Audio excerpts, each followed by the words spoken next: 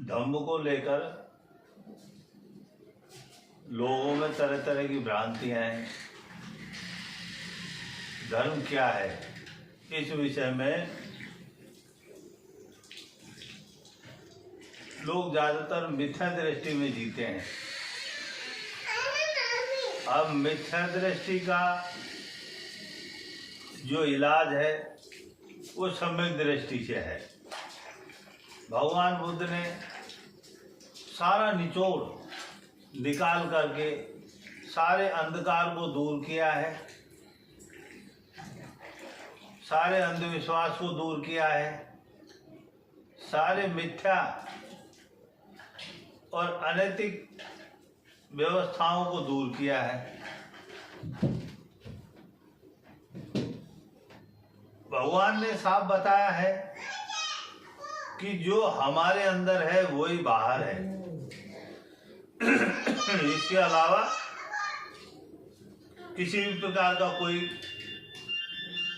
भेदभाव वाला मैटर नहीं है। तो अब हम देखते हैं हमारे अंदर क्या है, बाहर क्या है। जो हमारे अंदर है वही बाहर है, जो हमारे अंदर है वही बाहर है? तो देखो हम देखते हैं बाहर क्या क्या है। बाहर क्या क्या है देखो, हवा, अग्नि, हवा, अग्नि, पृथ्वी, जल, चार चीजें मोटे मोटे रूप में हमें देखने को मिलती हैं। और ये चारों चीजें हम हमारे अंदर देखते हैं कि हमारे अंदर भी है क्या। तो देखो ये जो नाक है इसके जरिए सांस हमारे अंदर जाती है, फेफड़े हमारे अंदर हैं, ये हवा का बर्तन है। तो एक चीज, एक धातु हमें मिला। दूसरा बड़ी सारी आंत है, लीवर है, उसमें फल फूल बीज पत्ते वगैरह खाते हैं तो पृथ्वी धातु है। किडनी वगैरह हैं जो जल धातु के हैं, और हृदय है जो अग्नि का है। चार धातुओं के चार बर्तन हमारे अंदर मिले। और बाकी ये जो हमारा माइंड है, जो दिमाग है, ये भी एक बर्तन है। तो इसके अंदर हमारा मन रहता है। अब ये सारी चीजें जो बाहर है वो देख लिया, बाकी इस शरीर पर हम मन घुमा के देखते हैं। चोटी से लेकर के और एडी तक, पंजों तक देखेंगे, एक एक अंग अंग होकर मन को गुजारेंगे। तो इसमें इन चीजों के अलावा और क्या है? टोटल शरीर परमाणुओं का है। टोटल शरीर परमाणुओं का है और परमाणु से बना हुआ है, निर्मित है। और इन परमाणुओं के पास में माइंड होता है, इनके अंदर दिमाग होता है। इन परमाणुओं के पास में कार्य कारण का सिद्धांत है। इलेक्ट्रॉन, प्रोटॉन, न्यूट्रॉन, तीन प्रकार से ये काम करते हैं। इलेक्ट्रिक उत्पन्न करते हैं, प्रोटीन यानी प्रोटॉन रासायनिक क्रिया करते हैं, उसमें फल फूल बीज पत्ते जीव जंतु सबको बनाना करना, ये इनका काम है। और न्यूट्रॉन में कर्मों को रिकॉर्ड कर लेते हैं, अच्छे बुरे सारे कर्मों को रिकॉर्ड करके, और प्रत्येक जीव जंतु के पास में उसी के चित्त में रख देते हैं। सारा इतिहास, पूरे जीवन भर की हिस्ट्री उसके पास में रिकॉर्ड करके उसी को में फिक्स कर देते हैं। अब आगे देखते हैं, इस शरीर में मन को घुमाकर देखते हैं कि भाई इसमें कोई ईश्वर, कोई भगवान, परमेश्वर है क्या। तो साफ साफ तौर पे टोटल शरीर परमाणुओं का बना हुआ है। यहाँ कोई ईश्वर भगवान बिल्कुल भी नहीं है, तो बाहर भी नहीं है, सीधी सीधी बात है। तो हमारी अज्ञानता दूर हुई, अंधविश्वास दूर हुआ, मिथ्या दृष्टि दूर हुई। तो हम किसे पूजें, किसे भजें? क्यों मिथ्या दृष्टि में जीवें, क्यों जीवन बर्बाद करें? तो हम सीधे सीधे मार्ग पर आए और धम्म को समझे। अब यहाँ पर हमें धम्म को समझने के लिए ये देखना है कि जैसे हम हैं वो और जीव जंतु भी उसी तरह हैं क्या? तो और जीव जंतु जैसे गाय है, भैंस है, बकरी है, हाथी है, कोई पक्षी है, कोई जानवर है, कोई चींटी है, इनके अंदर भी वो कोई सिस्टम है क्या? तो देखते हैं हमारे पास 5 ज्ञानेंद्रियां हैं और ये शरीर छठा, तो 6 आयतन हमारे पास में है। तो ये कई व्यवस्था एक हाथी में वही 5 ज्ञानेंद्रिया, पूरा शरीर 6 आयतन, वो कोई सिस्टम एक कुत्ते में, एक बिल्ली में, एक गाय में, एक भैंस में, सारे जीव जंतुओं में वो का वही व्यवस्था, जरा सा भी भेदभाव नहीं है। वही 4 धातु, वही अग्नि, हवा, पृथ्वी, जल, सबके अंदर माइंड, तो सारा कुछ फिक्स है। तो जैसे हम है वैसे वैसे वही है। तो टोटल सृष्टि परमाणु में है। और ये परमाणु जो है, अगर कोई गलत करता है, जीव हिंसा करता है, चोरी करता है, व्यभिचार करता है, झूठ बोलता है, नशा करता है और किसी प्रकार के अंधविश्वास में घुसता है, तो ये परमाणु क्या है, ऑटोमेटिक जो है कीटाणुओं में बदल करके उसके कर्मों को रिकॉर्ड करके उसके अंदर विकार बन के बैठ जाते हैं। विकार बन के बैठ जाते हैं तो यही कीटाणु उसको दंड देने का काम करते हैं। उसे हम वेदना, पीड़ा, दुख, रोग, व्याधि, संकट आदि के रूप में हम जान जाते हैं और हमें उस चीज की अनुभूति हो जाती है। तो जितने भी बुरे कर्म हैं वो हमारे साथी नहीं है। हम बुरे कर्म जितने भी करते हैं वो हमारे लिए हानिकारक है, दूसरे के लिए नहीं। क्योंकि मैं अपना अगर खुद का मन शुद्ध करता हूँ, चरित्र शुद्ध करता हूँ, चित्त शुद्ध करता हूँ, तो मैं अपने आप का खुद का एक बहुत बड़ा कल्याण करता हूँ, बहुत बड़ा उद्धार करता हूँ, खुद का साथी खुद बनता हूँ, खुद का रक्षक खुद बनता हूँ और हर तरीके से दुख मुक्त हो जाता हूँ। तो इसी प्रकार से हमारे पास में मन के अंदर 2 प्रकार के बीज है। एक तो बुरा विचार, एक अच्छा विचार। इसे इस तरह से समझें, अगर हम किसी खेत में कोई गेहूं बो दें और जो मिथ्या दृष्टि वाले हैं ये बोलते हैं कि भाई वो फला भगवान, फला ईश्वर इस संसार को चलाता है, तो ले आओ उनको, सृष्टि के मालिकों को, चलाने वालों को। हमने गेहूं बो दिया है तो इसमें बाजरा आना चाहिए, तो संभव है? नहीं संभव है, बाजरा नहीं आएगा। क्योंकि जो गेहूं का स्वभाव है, प्रकृति है, गुण धर्म है, जो गेहूं का धम्म है वो ये है कि उसमें गेहूं ही पनपेगा, गेहूं ही पैदा होगा, दूसरा बीज उसमें नहीं फलेगा।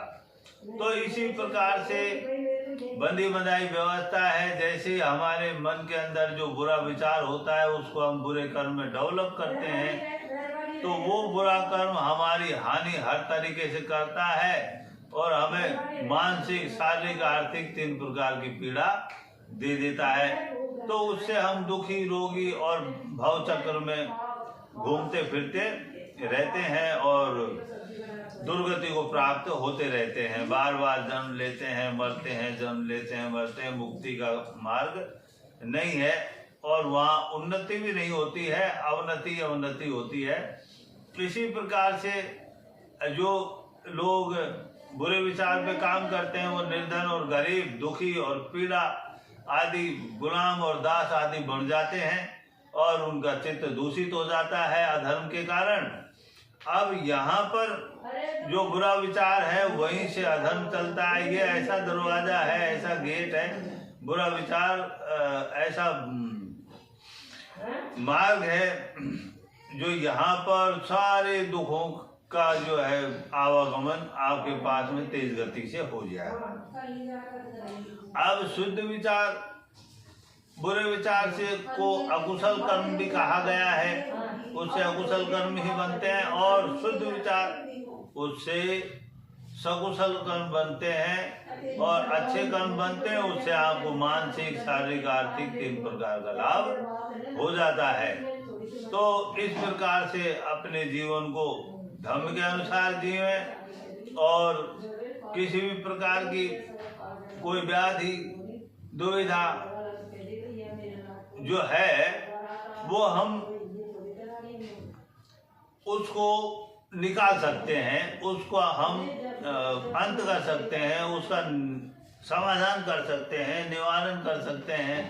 कोई भी दुख है तो उस दुख को हम जड़ से समूल नष्ट कर सकते हैं। और इसके लिए सीधा सीधा मार्ग भगवान ने यही दिया कि भाई चित्त को शुद्ध करो, जीव हिंसा, चोरी, व्यभिचार, झूठ, नशा और मिथ्या दृष्टि से बचो। और फिर इसको शील को धारण करने के बाद में फिर आप जो है अच्छे कर्मों में जो मन लग जाएगा और मन श्रुतगामी हो जाएगा, सदागामी हो जाएगा, अनागामी हो जाएगा और अरहंत हो जाएगा, निर्वाण तक चला जाएगा। इसमें शील ही काफी नहीं है। शील धारण करने के बाद में हमें आनापान और विपश्यना भी करनी पड़ेगी। आनापान से हम जैसे ही सांस पर मन को लगाते हैं तो हमारी ठंडी सांस हमारे अंदर आती है, गर्म सांस बाहर जाती है। चित्त शुद्ध होने के कारण जो हमारे अंदर द्वेष के, विकार के समुदाय पड़े हैं वो उखड़कर बाहर निकलना चालू हो जाते हैं, उनकी निर्जरा होने चालू हो जाती है सांस पे मन लगाते ही। इस तरह से समझो कि हमारी बैटरी चार्ज हो रही है सांस पे मन लगाने से, और जो हमारा गुस्सा है, व्याकुलता है, घबराहट है, वो सारी नष्ट हो जाती है सांस पर मन लगाने से। और इसी तरह से जब हम किसी प्रकार से हम विपस्सी यानी विपश्यना करते हैं, सर से लेकर पांव तक, पांव से लेकर सर तक जब हम मन को घुमाते हैं तो जहाँ जहाँ जो वेदना होती है वहाँ पर वो कीटाणु के जरिए ये सप्लाई आती है। उस वेदना से बाहर निकलने के लिए हमें प्रज्ञा जगानी होती है कि ये वेदना कितनी देर तक रहती है और इसका क्या समय है और इसका क्या धर्म है, देखते हैं तो मैं इससे व्याकुल न हूँ, परेशान न हूँ। तो खुजली वाली संवेदना देखी तो भाई तेज हुई नष्ट हो गई, और कोई दर्द वाली संवेदना देखी तो भाई तेज हुई नष्ट हो गई, और कोई खिंचाव सा, फुदकन सी, धड़कन सी, पुलकन सी और शेरन सी, गर्मी सी, ठंड सी, जलन सी जो भी उत्पन्न हुई तेज हुई नष्ट हो गई। तो पूरे शरीर पे मन को घुमाया, जहाँ जहाँ स्कैन हुआ मन, वहाँ जहाँ जहाँ जो कीटाणु मिला वही उत्पन्न होके नष्ट हो गया। तो एक बड़ा भारी काम हुआ, बहुत बड़ा काम हुआ कि हम दुखों से मुक्त होने लगे, रोगों से मुक्त होने लगे, और हम धीरे धीरे पूरा शरीर हमारा जो है शुद्ध हो गया, मुक्त हो गया, अरहंत हो गया। इस तरह से हम जो है विपश्यना के जरिए धीरे धीरे धीरे हम जो निर्वाण की ओर बढ़ जाते हैं। तो ध्यान साधना, विपश्यना जरूर करनी चाहिए। सुबह शाम करें, कैंप लगते हैं वहाँ करें। ये कुदरत का मेन धर्म है और ये पूर्णतः सत्य और सच्चा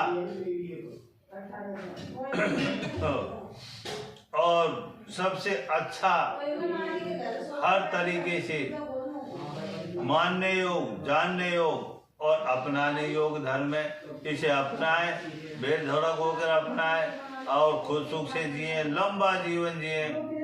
और बाकी मिथ्या जो दृष्टि वाले जो संप्रदाय हैं वो अपने आप को धर्म बताते हैं, उनका त्याग करें और अपने जीवन को शुद्ध बनाकर निर्वाण की ओर मार्ग पर चलने की तैयारी करें। उसका कल्याण हो। सभी आप इस मार्ग पर आए, खूब सुखी रहें, निरोगी रहें और सभी इच्छाओं की पूर्ति हो आपकी।